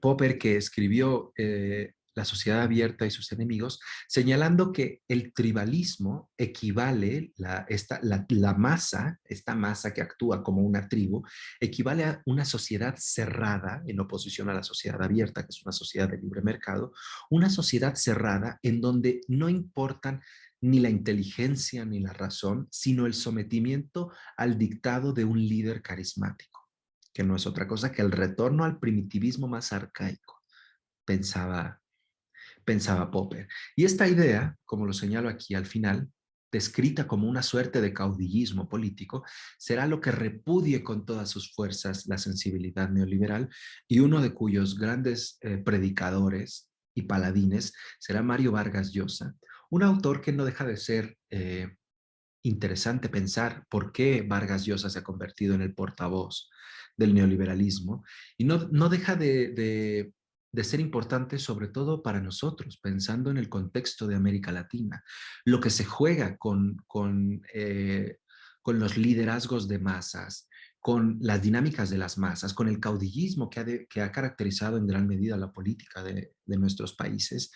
Entonces, bueno, tenemos en Vargas Llosa aquel individuo que se ha encargado de circular dentro del establishment cultural de nuestras sociedades, el significante de tribu como esa traducción eh, neoliberal de la masa freudiana. ¿De acuerdo? Entonces, bueno, quiero decir algo más al respecto de esto antes de avanzar al segundo, a la otra dimensión, y es que al retomar bajo la categoría de tribu los análisis sobre la masa, tenemos el primer camino que quería señalarles sobre el porvenir de la psicología de las masas. Este primer camino es la continuidad de la lógica de la masa dentro de las sociedades neoliberales. Es decir, esas figuras, como les decía hace unos minutos, como Trump o Bolsonaro, podrían ser de alguna manera una forma de resucitar esos viejos liderazgos fascistas, así como de alguna manera operaban Hitler dentro de la Alemania nazi, Franco dentro de esta España hipercatólica y falangista, o el Duce, Mussolini dentro de la Italia fascista. De la misma manera podríamos ver una suerte de reencarnación neoliberal en estos individuos, en individuos como Trump o Bolsonaro, que cumplen con estas características y que recuerdan ese temor constante en las sociedades contemporáneas, porque nos demuestran que individuos de esa naturaleza pueden ser un riesgo para el orden social. ¿De acuerdo? En lugar de buscar la manera de resolver determinado conflicto político, y aquí viene el carácter conservador de la masa, lo que ocurriría sería esta salida, digamos, fascista o neofascista, esta salida por el autoritarismo y la violencia. La única forma, la única salida que este tipo de individuos nos presentan para la solución de los problemas es la licencia de la grosería, el odio, el resentimiento, la misoginia, la homofobia, el desprecio, el racismo, el clasismo, todo este odio que logra aglutinar a las masas y que sigue siendo, como les decía, que nos permite trazar una línea recta que lleva desde los análisis de Le Bon, pasando por Freud como la culminación de la psicología de las masas, y nos lleva directamente hacia las reificaciones en determinados personajes de la política contemporánea que demuestran que el análisis que había hecho Freud es un análisis que sigue en pie. ¿De acuerdo? No voy a hacer una evaluación política ni de estos individuos, ni de la caracterización que hace de manera muy acertada Federico Finkelstein al pensar esta nueva forma de masa fascista o de concentraciones de masas como populismo y todos los matices que hay entre el populismo y el fascismo. No me voy a detener más ahí, pero bueno, este es el primer aspecto a destacar de los que les quería señalar sobre la vigencia de la psicología de las masas. El análisis de Freud es más vigente que nunca porque seguimos viendo que esta llamada de la tribu, esta reducción de los individuos a la condición de meros animales dentro de un rebaño que siguen ciegamente a un individuo que permite la circulación de la ignorancia, la estulticia, el odio, el resentimiento y el desprecio, sigue vivo de la misma manera en la que Freud lo había descrito en su momento. Entonces, desde este punto de vista, lo que encontraríamos es una continuidad, un cambio significante. Pasamos del análisis sobre la masa a pensar en la tribu, un cambio que tiene sus propias consecuencias. Si nosotros pensamos, por ejemplo, en la metáfora tan útil y tan recurrida, sobre todo en la Academia Norteamericana, de pensar la realidad política, social y cultural del siglo XXI o de los inicios del siglo XXI, utilizando la metáfora de Zygmunt Bauman, según la cual nosotros vivimos en una suerte de modernidad líquida, en donde todos los sólidos, todos estos grandes sistemas de pensamiento que una vez parecían monolíticos y férreos y firmes, se han ido diluyendo poco a poco mediante las lógicas de la apertura del libre mercado. Mucho se podría decir al respecto, pero no nos meteremos por ese camino ahora. Si utilizáramos esa metáfora, pensaríamos que la masa se ha de alguna manera diluido.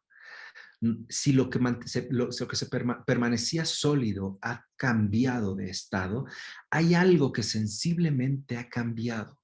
Y sin embargo vemos la permanencia de la estructura tribal dentro de las sociedades neoliberales. Por eso es importante cambiar el término masa por el término tribu para pensar y siempre leer el término de la tribu neoliberal, respaldado por todo el rico análisis de la psicología de las masas, porque el liberalismo nos va a convencer o va a convencer a buena parte de la opinión pública en las sociedades liberales, en las sociedades occidentales, de que el origen del peligro es el tribalismo. Y dentro del tribalismo, el líder de la masa. Lo habrán visto una y otra vez a través de la prensa, a través de los libros, los análisis. Se critica el personalismo del poder, las visiones en las cuales una sola persona pretende encarnar a todo un Estado, son criticados por todas partes. La prensa, hay una gran resistencia a este personalismo del poder, a la erección del líder, del Führer, del conductor de la tribu. Y sin embargo, y ahora nos vamos al segundo aspecto que será con lo que termine y les daré la palabra, quiero proponerles pensar una otra forma en la cual podemos leer la actualidad de la psicología de las masas. Una de ellas, se los acabo de señalar, es una continuidad. Una continuidad en donde se sigue siendo actual, sigue siendo vigente, siguen siendo vigentes los postulados de la psicología de las masas. Sin embargo, quiero llamar la atención en algo que considero que ha cambiado en las últimas décadas y que ha condicionado la forma en la que incluso las masas se aglutinan.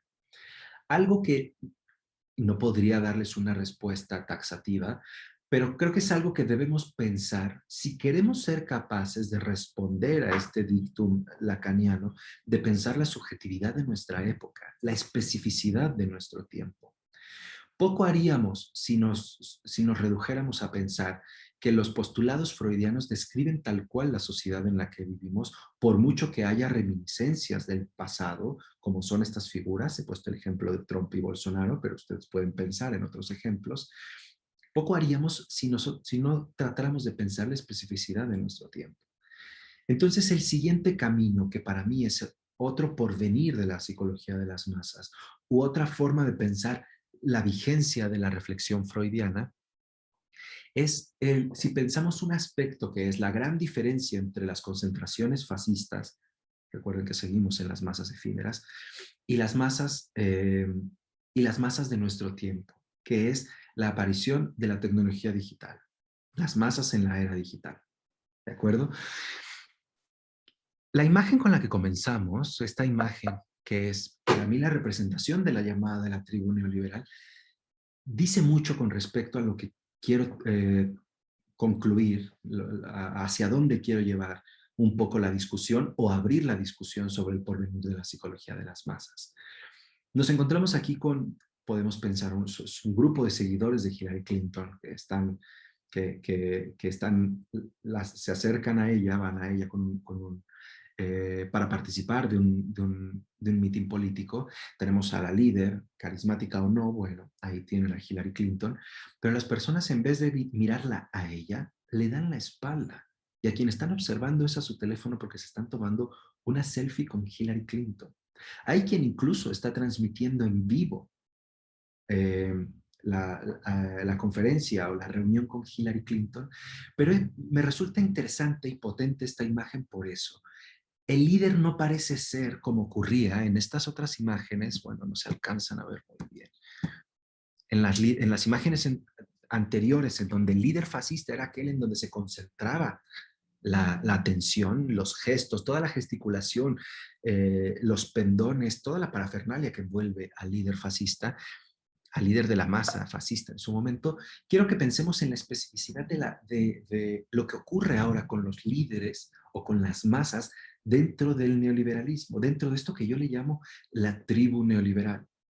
Entonces, la característica fundamental que creo que debemos pensar en esta segunda vía de porvenir de la psicología de las masas freudianas es qué es lo que hace, qué es lo que cambia dentro de la psicología de las masas y el análisis del yo, el hecho de que entre la masa y el líder se interponga un dispositivo electrónico, una pantalla, en el caso de que se trate de un líder.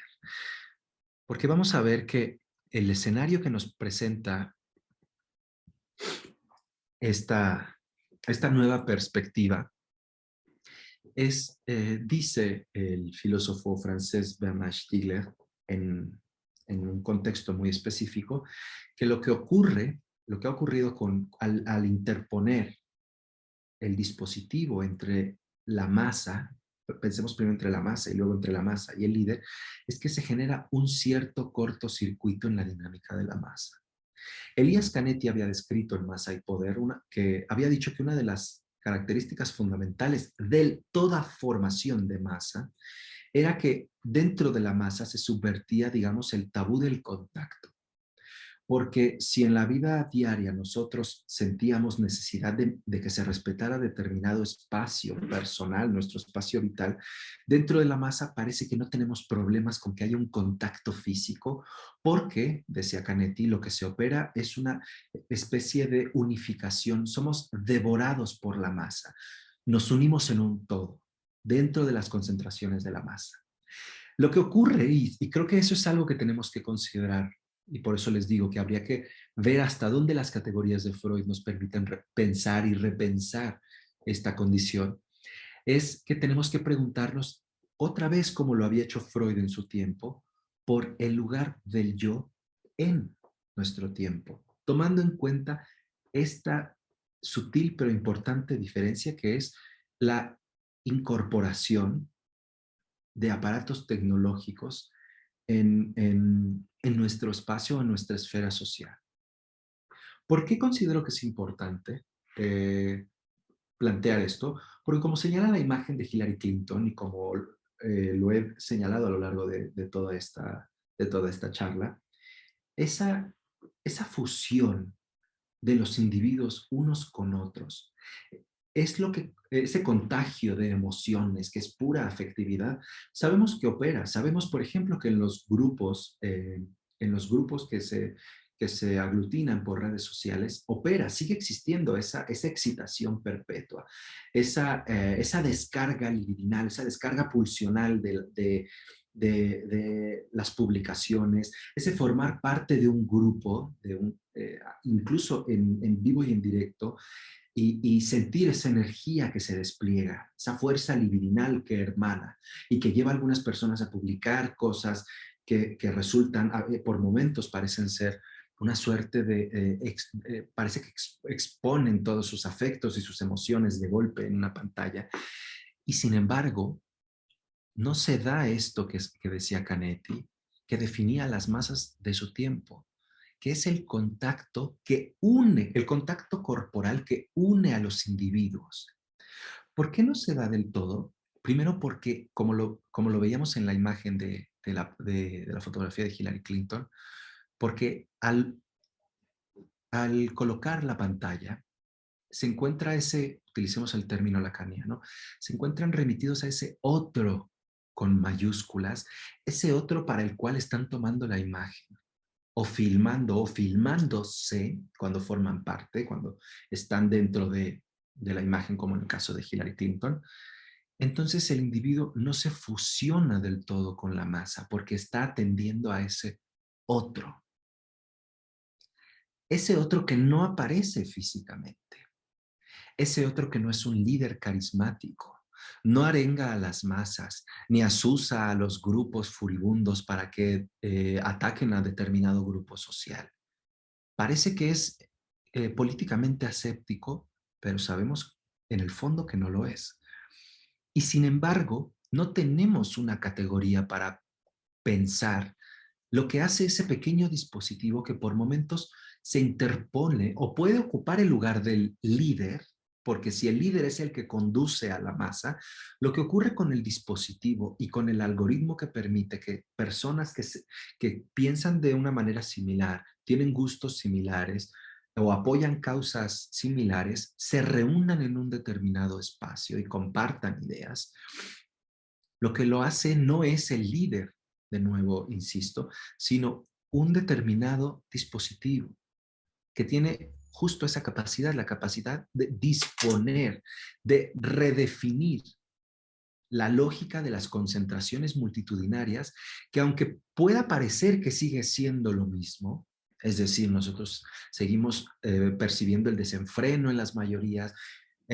Acabamos de hacer alusión a Trump y Bolsonaro para señalar que vivimos todavía en los mismos tiempos arcaicos de siempre, esta nostalgia de la tribu de la que hablaba Popper, y sin embargo algo sensiblemente ha cambiado. Nosotros no podemos afirmar del todo que los individuos desaparezcan en la masa cuando se encuentra un dispositivo de por medio, porque el individuo no deja de estar publicando. Le permite cierto anonimato, que era una de las grandes fascinaciones de la masa desde el análisis de Gustave Le Bon, pero ese anonimato nunca hace que dentro de la psicología, dentro del análisis del yo en la psicología de la masa neoliberal o de la psicología de la tribu neoliberal, no parece que ese yo se funda con la mayoría. Lo que ocurre por momentos, dice el filósofo Peter Sloterdijk, es que los individuos parecen unidos, masificados, pero al mismo tiempo atomizados. Nunca desaparecen devorados por la mayoría. Forman parte de una masa, pero al mismo tiempo, utilizando la metáfora de Bauman, esa masa como un sólido, igual a la que ocurría a principios del siglo pasado, ya no funciona u opera como tal. Opera de una manera distinta. Los individuos, dice Sloterdijk, los individuos parecen atomizados. Cada uno está concentrado en esta imagen que también les comparto de las pantallas, de los dispositivos y los teléfonos. Las personas parece que están concentradas en el dispositivo aunque formen parte de la masa. Entonces se da un cortocircuito, en el cortocircuito que llevaba a que el individuo se incorporara o se fusionara con la masa, ahí opera un cortocircuito, porque está dentro de la masa, pero no se funde en la masa. ¿De acuerdo?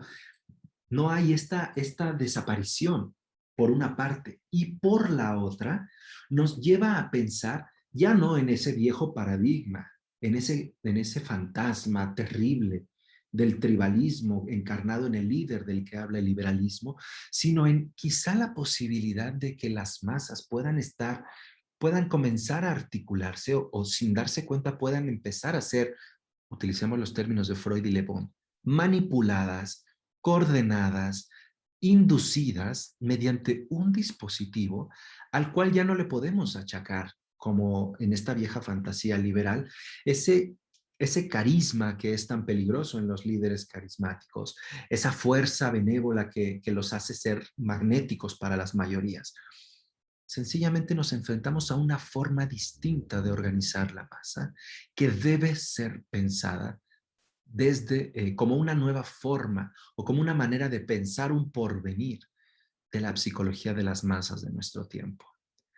Leer la actualidad de Freud o de la obra de Freud en nuestra época no significa traer a Freud a nuestro tiempo, sino utilizar esos conceptos que están vivos, que nos ayudan a describir la realidad para pensar nuestra realidad. Eso es lo que Freud hacía en su tiempo. Eso es lo que la psicología de las masas promovió desde el inicio. Tratar de pensar ese fenómeno que parecía tan desconcertante a finales del siglo XIX y principios del XX y que se convirtió en un fenómeno ominoso dentro del fascismo y el totalitarismo del siglo XX, que eran las concentraciones de masas. Ahora, ¿qué vamos a decir nosotros en nuestro nuevo análisis del yo? En esa nueva psicología de las masas por escribir, en donde recuperaremos el legado freudiano y analizaremos esos vestigios que siguen, esa frescura que tiene el análisis de Freud para describir ciertos aspectos de la vida política contemporánea y al mismo tiempo esa nueva psicología de las masas y análisis del yo por venir debe incluir un adendo en donde nosotros analicemos qué cambia dentro de la psique de los individuos y en la conformación de la masa el hecho de que este dispositivo genere un cortocircuito en donde el individuo como sujeto ya no desaparece devorado por la masa, pero tampoco está del todo presente. No está ni ausente ni presente, entra en un espacio distinto que genera, dentro de uno de sus efectos, dice Peter Sloterdijk, primero atomización. Las personas pueden formar parte de una masa y seguir sintiéndose aisladas. No sienten, no pueden no sentir este placer excelso en fundirse con la mayoría, sino que están compartiendo un espacio con muchas personas, pero al mismo tiempo ese espacio está referido en tanto una imagen a ese otro encarnado, bueno, encarnado no es la palabra, objetualizado en el dispositivo hacia el cual dirigen su energía, dirigen su atención. Ese dispositivo, ya sea que se esté filmando un video para publicarlo después, que se esté grabando en tiempo real, ya sea que una persona esté grabando a la persona que habla, si es que hay un líder, o que se esté grabando a sí mismo, o esta fascinación que hay en grabar a toda la masa. Cuando una persona está dentro de una congregación multitudinaria, se graba a toda la masa, como para señalar la cantidad de personas que hay. Y casi siempre la persona que graba se graba a sí misma dentro de la masa. Esto es equivalente a ser devorado por la mayoría. Esto es equivalente a fundir sus voluntades en una única voluntad. Esto es equivalente a constituir eso que Gustave Le Bon y Freud llamaban el alma de una masa. Esta es alguna de las preguntas que quería plantear el día de hoy con ustedes y que creo que forman parte de esa tarea urgente, fascinante por lo demás, de pensar desde el psicoanálisis el porvenir de la psicología de las masas. Bueno, ahora voy a quitar, compartir pantalla para que ustedes puedan tener espacio a la palabra. Ahora supongo que tú darás la palabra, Norma. Muchas gracias. Sí. Espero no haber sido muy cansino y dejar suficiente espacio para que ustedes puedan intervenir. No, muchísimas gracias. Al contrario, muy interesante la propuesta que nos haces de pensar, ¿no? La vigencia, las características que se encuentran vigentes de la masa y sobre todo esta pregunta de movernos a pensar en la actualidad cómo vamos a hacer este análisis desde el psicoanálisis también, ¿no? Y que conviene pensarlo. Entonces, bueno, muchísimas gracias, muy interesante la propuesta. Vamos a dar paso a las preguntas, a los comentarios. Pueden poner sus dudas, comentarios en el chat, al cual se les va a dar lectura, o también pueden hacerlo de viva voz, pueden solicitar levantando la manita con la función que tenemos aquí de las reacciones en el Zoom. Entiendo que puede ser, yo entiendo que, imagínense ustedes que así recibamos un golpe de 2 horas a las 7 de la noche, un viernes, para analizar la psicología de las masas. Entiendo que nos descoloca un poco para tratar de intervenir, no se preocupe. Pero Sí, creo que mira, a alguien. sí, ya, Diego Álvarez, adelante, por favor, ¿puede encender su micrófono? ¿Me escuchan bien? Hola, Sí, Diego. Hola, Sergio, mucho gusto. Un placer escucharte. Felicidades por tu ponencia. Fue, creo que, muy clara, muy exhaustiva y me gustó mucho la manera en la que nos planteaste tus puntos. Un gusto. Y quería, sí tengo una pregunta. Uno pensaría que, o sea, es algo que me hizo pensar tu ponencia y algo que me interesa mucho, ¿no? Uno pensaría que en estos tiempos estos fenómenos ya estarían de salida, ¿no? Pero vemos todo lo contrario, digamos, ¿no? Vemos estas masas irracionales siguiendo a estos líderes como los que tú mencionaste. Creo que todo lo que estabas hablando al final acerca de los dispositivos móviles y de cómo tenemos que repensar a la masa en función de la, pues de que ahora la gente tiene una interfase y tal vez se diluye un poco la masificación, y digamos, se orienta hacia este otro, ¿no? Y mientras te escuchaba, pensaba, no sé, yo supongo que tenías eso en mente también al reflexionarlo, los eventos que vimos en el Capitolio, ¿no? En esta toma, en este asalto al Capitolio, donde en efecto era la masa siguiendo al líder, la masa medio irracional, tribal, ¿no? Hasta el tipo de las pieles y los cuernos y las cosas que veíamos era absolutamente primitivo, en efecto, o remitía a eso. Y sin embargo, en efecto, todo el mundo estaba transmitiendo, ¿no? Entonces sí formaban parte de una masa, pero parecía que era más importante ese otro a quien estaban transmitiendo, ¿no? Porque toda la gente, de hecho por eso los agarraron, porque todos estaban tomándose fotos y todos y muchos de ellos pues, terminaron en la cárcel, obviamente, ¿no? Entonces, a donde quería ir con esto es preguntarte, también mencionaste que una de las características de la masa descritas por Freud entre ellas es pues un bajo nivel intelectual o qué sé yo. Entonces, no sé, yo pensaría que eh, erróneamente, como decía al inicio, que este ideal de progreso y de que las sociedades van mejorando con el tiempo parece que no opera realmente, ¿no? Porque seguimos viendo estos fenómenos. Pero una condición, digamos, para eventualmente, para empezar a ver menos frecuentemente este tipo de fenómenos, estaría en la educación, en la educación de las personas, tal vez si empezáramos o sea, digamos, si la gente empezara a educarse más, a tener una perspectiva más amplia de la vida, de la realidad, a ser más críticos, etcétera, podríamos pensar que estos fenómenos en el futuro fueran desapareciendo, o tú sientes que pues ya es algo que inherente a nuestra condición y lo seguiremos viendo nada más que cada vez más avanzado y ya después cyberpunk o qué sé yo.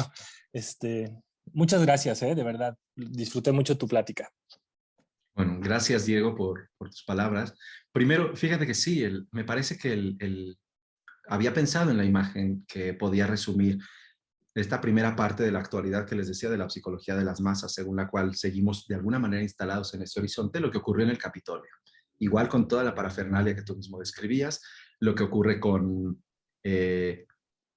la puesta en escena, el hecho de que tenían que llevar pieles, la manera tan tribal en la que ellos tomaron el Capitolio, eso tiene un año.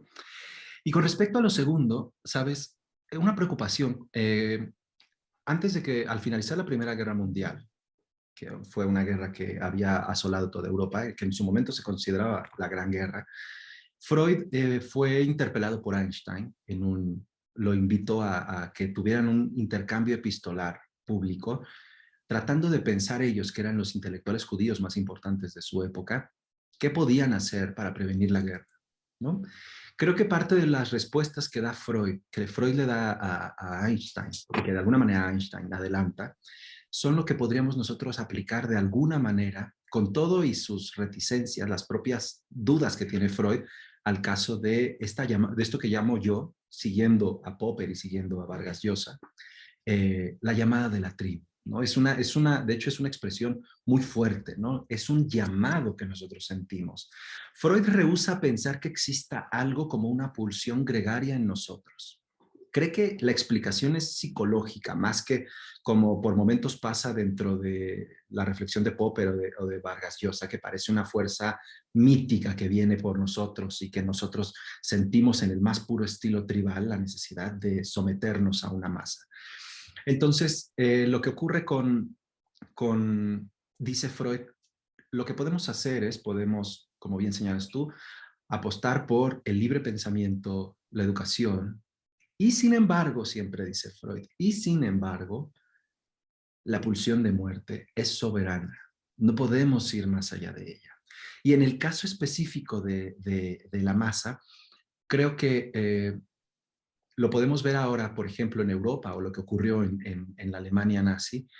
Lo que ocurrió con los movimientos fascistas y totalitaristas ocurrió en algunos de los países, pensemos en Alemania, un país muy educado y avanzado en Europa, en donde los viejos monstruos y los fantasmas volvieron de alguna manera con una fuerza que nadie se imaginaba que la llamada de la tribu iba a reaparecer en el siglo XX en uno de los países más civilizados de Europa. Y apareció. Existe la posibilidad, siempre existe la posibilidad de que caigamos, de que vuelva el llamado de la tribu. Lo que podemos hacer, se me ocurre, digamos, de una manera así, a bote pronto, para señalar, es pensar que, como les decía, esa llamada de la tribu tiene lugar o triunfa bajo ciertas condiciones muy específicas. El ambiente se va polarizando, las crisis económicas dejan a una mayoría de la población molesta, y esa energía que no es canalizada, cuando no se generan otras maneras distintas de solucionar o de gestionar un conflicto, irrumpe la llamada de la tribu, irrumpe la tentación de que un individuo y eso es muy interesante en el análisis de Adorno, un individuo que es uno de nosotros, ¿sabes? Es un primus inter pares. Trump es para sus seguidores como ellos, claro, ellos no viven como vive él. Y los seguidores de Bolsonaro es lo mismo. Entonces, para que no haya esa reificación de todas esas, del resentimiento, el odio, la impotencia, la misoginia, la homofobia, todo eso que termina por alimentar a una masa de un corte fascista o neofascista, lo ideal sería que las sociedades desarrollaran mecanismos para que todos esos problemas se fueran gestionando de otra manera, para que no tuviéramos que llegar a un pasaje al acto en el cual irrumpiera todas las tensiones sociales que no se gestionan. Lamentablemente, como dicen, esto en teoría suena muy bien, pero en la práctica es bastante complicado. Sobre todo en un momento, por eso hacía alusión, no me quise detener mucho, al análisis que hace Federico Finkelstein sobre la relación de la mitología y el populismo, porque sobre todo en una sociedad como la nuestra, en donde, y lo lanzo así como una duda, en donde gracias a la efectividad o la parafernalia que permiten el hecho de que nosotros tenemos acceso a cualquier tipo de información, la política también se convierte en un espectáculo. Y no hay espectáculo que produzca más fascinación que el de la masa, el que está destinado el que se dirige directamente a las emociones y no al intelecto. Hace rato decías lo que pasaba con la caracterización que hace Freud de las masas como ese espacio en el cual el intelecto pierde ante la fuerza de las pasiones y de las emociones. Entonces el problema es que la política tal y como funciona actualmente en las sociedades neoliberales, oh ironía, el liberalismo se presentó como aquello que acabaría con la llamada de la tribu. Y lo que genera el liberalismo es una nueva forma de la llamada de la tribu. Por momentos más perversa, por momentos es una representación igual a la del pasado, pero que no deja de ser preocupante. Me encantaría poder darte una salida, No, pero... sé que sí. ¿Vale? Gracias. Muy bien, muchas gracias Diego por la pregunta y a Sergio por dar respuesta. Jerónimo también desea participar. Adelante, Jerónimo, por favor. Hola, buenas noches. Bueno, primero que nada, muchas gracias por la conferencia. Estuvo muy, muy interesante el tema. Yo me quedaba pensando, sobre todo hacia el final, Sergio, si preguntarte qué opinas sobre el fenómeno de, en general, los linchamientos en redes sociales, que en algunos casos y también inicialmente fungían más como para un objetivo de justicia social, personas vulnerables o precarizadas o que de otra forma no tendrían acceso a una manera de decir lo que los crímenes que se cometieran en contra de ellos o de ellas, por ejemplo en el caso del Me Too, también se vuelve luego una forma de solo descargar agresión hacia un individuo, porque definitivamente son masas, pero son masas evanescentes que parece que no tienen un líder específicamente y que ha servido tanto como para fines pues de justicia como también para doxear, amenazas de muerte, etcétera, por ofensas percibidas. No sé qué piensas de eso. Ok. Gracias, Jerónimo, primero por la pregunta. Fíjate que esa es una de las características, creo, uno de los fenómenos más interesantes en el análisis de la psicología de las masas, porque incluso que nosotros le llamemos linchamiento, ah, es imposible no pensar en esos antecedentes del linchamiento, ¿no? Estas reuniones multitudinarias, sobre todo tenemos la imagen, porque Estados Unidos es es una palabra de origen inglés, bueno, proviene del inglés de Estados Unidos, la palabra linchamiento. Entonces, el imaginario que rodea al linchamiento para nosotros siempre está impregnado de esos linchamientos de los que tenemos imágenes de principios del siglo XX, ¿no? De alguna manera. Ahora, me llama la atención primero, eso sería el primer punto, que nosotros hacemos una traducción al mundo virtual de un fenómeno que parecía un fenómeno de masas de presencia, ¿no? Que culminaba de la peor forma. Ahora, Freud señala en Psicología de las Masas, y eso es parte de lo que hace tan interesante su análisis y mucho más enriquecedor por momentos que el de Le Bon, es que para Freud las masas son capaces, dice, de lo mejor y de lo peor. Freud no considera, cuando Freud dice, por eso le señalaba que primitivismo para Freud significa pulsional, cuando Le Bon y el liberalismo conciben a las masas y las caracterizan como primitivas, le dan un matiz negativo. Pero Freud dice, las masas también pueden generar cosas sorprendentes. Dice, éticamente pueden sorprendernos muchísimo, para bien y para mal. ¿De acuerdo? Entonces, nosotros nos concentramos ahora, la noche de hoy, en la masa efímera de naturaleza fascista, ¿de acuerdo? Donde el conductor es aquel primus inter pares que representa o que se convierte en el objeto ideal de la mayoría, y eso es lo que los hermana.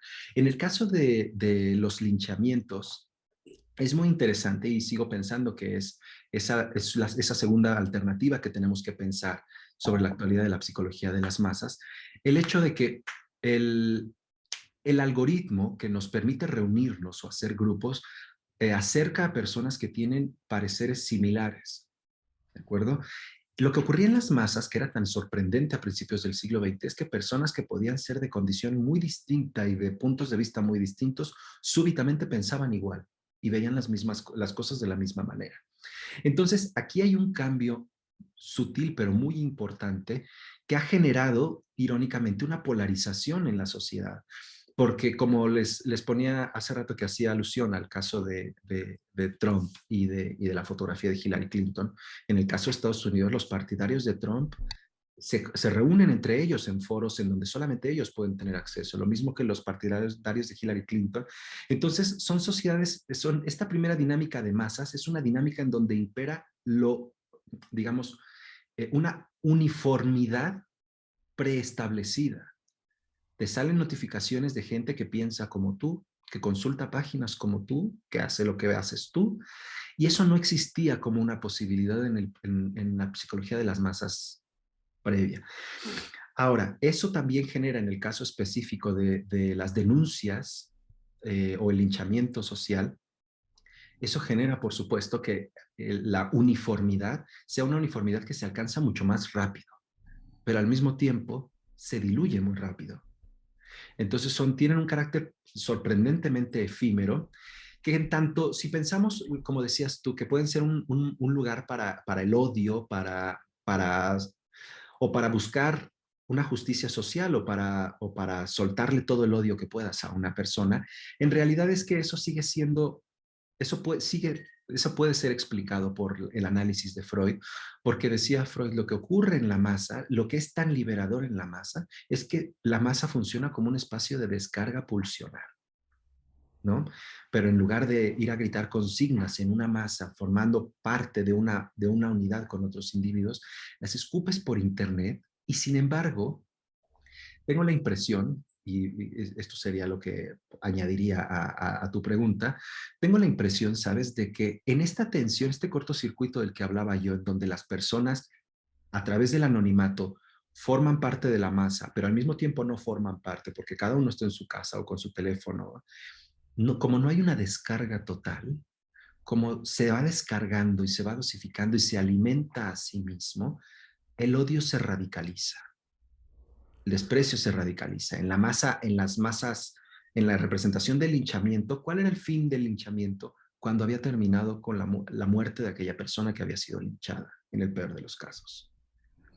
Pero ¿cuál es el fin del linchamiento cuando no hay físicamente un objetivo, una meta?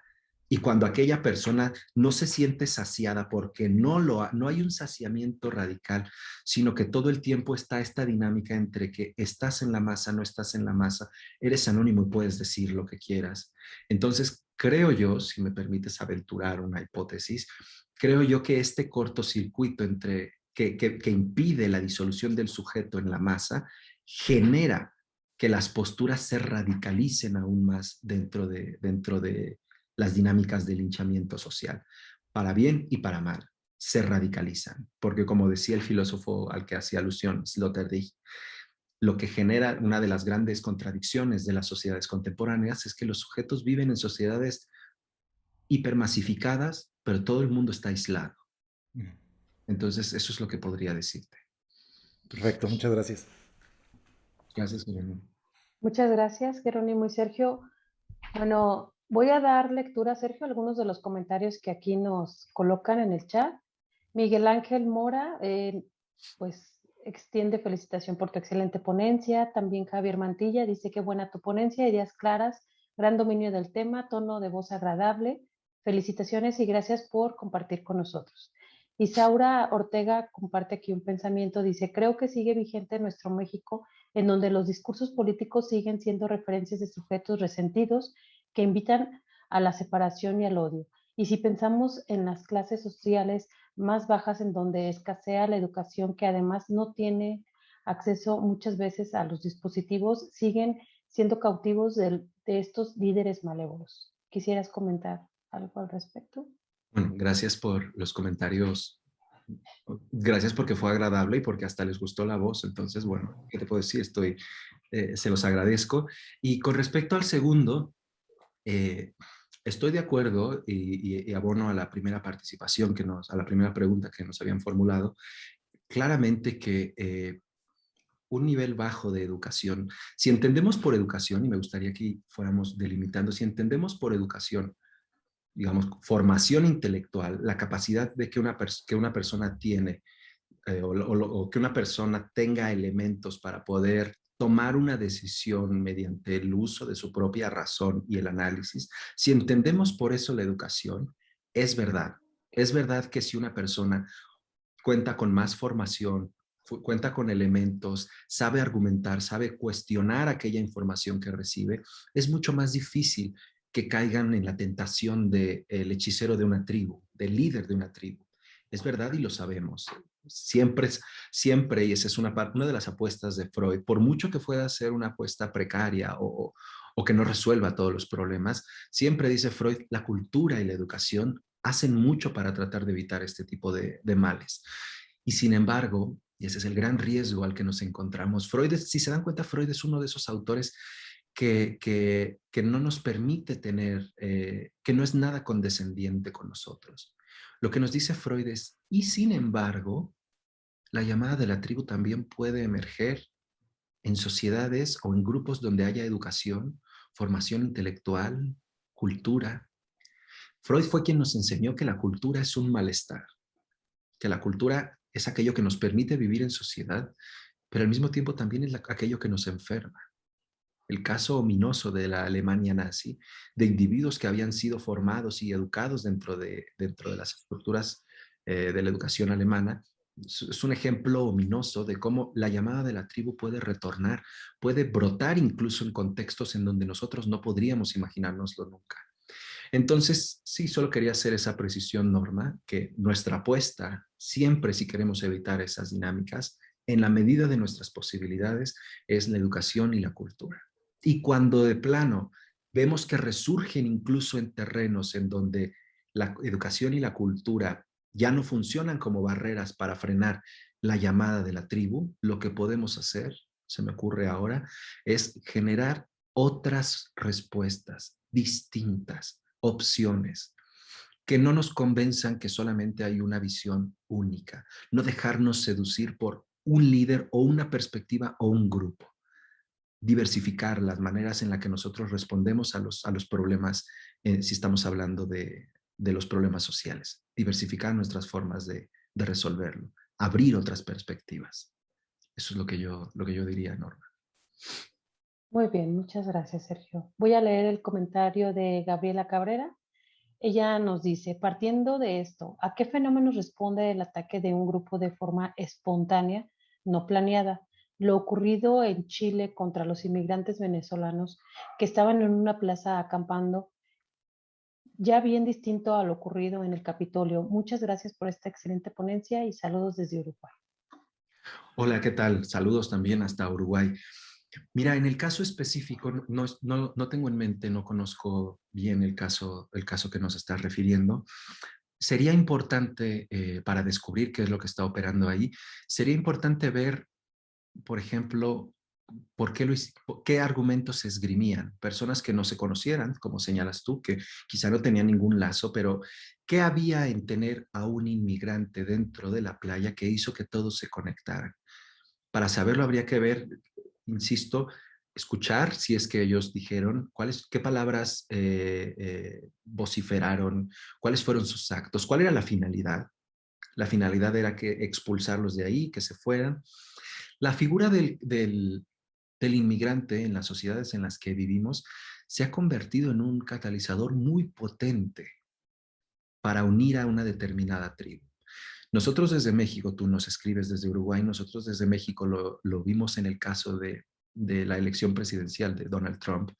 Una de las promesas de campaña que más unió a la gente alrededor de este hombre fue que él prometió que iba a poner un alto a la inmigración de latinos, sobre todo de mexicanos, porque eran el enemigo a vencer, porque eran el origen de su pobreza, el origen de sus problemas económicos, de sus problemas sociales. Entonces, habría que pensar te digo, pienso ahora sí, digamos, tratando de responder, que podría ser, ya que se trata de la figura del inmigrante, que tú misma has hecho hincapié en tu ejemplo, puede ser que se encuentre de nuevo ese fantasma que lamentablemente recorre tanto las sociedades contemporáneas. Lo mismo puede ocurrir, date cuenta, esa escena que nos describes, que tuvo lugar en Chile, podía haber ocurrido en Estados Unidos, podía haber ocurrido en Brasil, podía haber ocurrido en el centro de Europa, podía haber ocurrido en Rusia. Es, lo peligroso es aquello que encontramos cuando analizamos los motivos que llevan a las personas a actuar de esa forma. ¿Qué hace? ¿De dónde sacaron esas ideas? Personas que no se conocen, ¿de dónde se alimentaron intelectualmente para pensar que si ves a un inmigrante venezolano en una playa, inmediatamente todos pensaron al unísono que había que expulsarlos. ¿De dónde sacaron esas ideas? ¿Quién hace circular esas ideas? Esas preguntas son, digamos, de las que siempre nos tenemos que plantear si queremos buscarle una alternativa para no caer en estas dinámicas. Pero de cualquier manera, te agradezco el ejemplo. Muy bien, muchas gracias. Eva del Carmen, ella nos dice, pues excelente ponencia, mucho a elaborar. Gracias por compartir. No podría ser, bueno, realizo una pregunta. ¿No podría ser que pensáramos que en la actualidad el individuo sí se sigue fundiendo en la masa, pero es ahora una masa sin cuerpo, una masa en donde el cuerpo físico no está jugado, la masa en donde en lugar de ponerse en juego la presencia del cuerpo se pone la imagen? Ahora el líder es el influencer o incluso más allá, el mayor líder es el algoritmo que marca la ruta que va siguiendo la masa. Es parte gracias Norma, es parte de lo que nos queda por pensar, ¿no? Si la palabra masa no describe del todo la especificidad, o si sí la describe, ¿qué le vamos a añadir? ¿Qué vamos a sustraer? Es parte del proyecto que creo yo que forma parte de esa psicología de las masas que debemos escribir o que está por venir sobre la condición en la cual vivimos actualmente. Yo me centraba en la fusión de la masa, partiendo de la forma en la que los teóricos clásicos de la psicología de las masas describían la fusión como la sensación de ser devorado por la mayoría, de desaparecer como sujeto y formar parte de una unidad, estar hermanado con nosotros. Entonces pensé que esa podría ser, me sumo a tu pregunta, yo digamos que en lugar de lamento no poder dar una respuesta, lo que haría sería realzar tu pregunta. No queda por plantearnos entonces cómo podríamos llamarle a esas dinámicas en las cuales el contacto físico, que ha sido fundamental en el análisis clásico de la psicología de las masas, cuando ya no tiene lugar eso, y sin embargo seguimos en en las dinámicas de masa, ¿qué es lo que está teniendo lugar entonces? ¿Cómo llamarlo? Creo que, como señalabas tú en tu participación, que queda por pensar, creo que es una tarea que tenemos todavía pendiente, que es algo que nos interpela. Muy bien, muchas gracias. Bueno, también Iris del Rosario extiende felicitaciones. Muchas gracias, excelente ponencia. Ariadne Lastra, excelente presentación con un análisis muy interesante y profundo sobre la psicología de las masas. Muchas gracias por compartir. Carmen Martínez dice, excelente tu ponencia y muchas gracias por la oportunidad de aprender mucho nuevo y dejar muchas inquietudes. Personalmente, la ponencia y los respaldos teóricos presentados me dejan muy corta y me es difícil plantear tu pregunta. Un día planteó un hombre que al ver las multitudes y siguiendo aclamando, llorando, suplicando y humillándose detrás de Juan Pablo II, se mostraba la ignorancia de los mexicanos y la necesidad de un líder. ¿Puede analizarse desde la tribu y la ignorancia de hermandad? Podría ser, puede ser. El ejemplo de Freud, el ejemplo por excelencia que nos presenta Freud es el ejemplo de la iglesia. Recuerdan ustedes en psicología de las masas. Lo piensan como una masa estable. Una masa que aparte tiene una característica muy interesante. El líder supremo, está ausente. Digamos, dentro del cristianismo, Cristo está ausente. Entonces, fíjate que sería interesante pensarlo sería un trabajo también hacer, pensarlo porque Freud cuando está pensando en las masas, en la iglesia como un ejemplo de masa, está pensando en la organización eclesiástica, ¿de acuerdo? No en la feligresía. Lo que despertaba en la experiencia que nos estás describiendo, esta emotividad extrema, esta necesidad de este amor que despertaba, podría describir perfectamente lo que Freud plantea, porque recuerda que la identificación, el colocar a ese sujeto en el lugar del ideal del yo, dice Freud, es similar a la experiencia amorosa. Es una idealización, o sea, idealizamos a los sujetos. Y en ese sentido, claro que podría describir la experiencia que nos acabas de decir, una suerte de psicología de las masas, tal y como Freud nos la acaba de describir o nos la presenta. Ahora, con respecto a si es o no el nivel de educación lo que lleva a las personas a comportarse de esa forma, otra vez sería muy difícil que pudiéramos establecer un criterio, digamos, formal que nos permitiera hacer un equivalente entre poca educación igual a sometimiento en una masa o a idealización, aunque sabemos que la menor escolaridad hace o el hecho de que una persona no tenga menos formación o menos elementos, vamos a sustituirlo, menos elementos intelectuales para poder resolver o plantearse algún problema.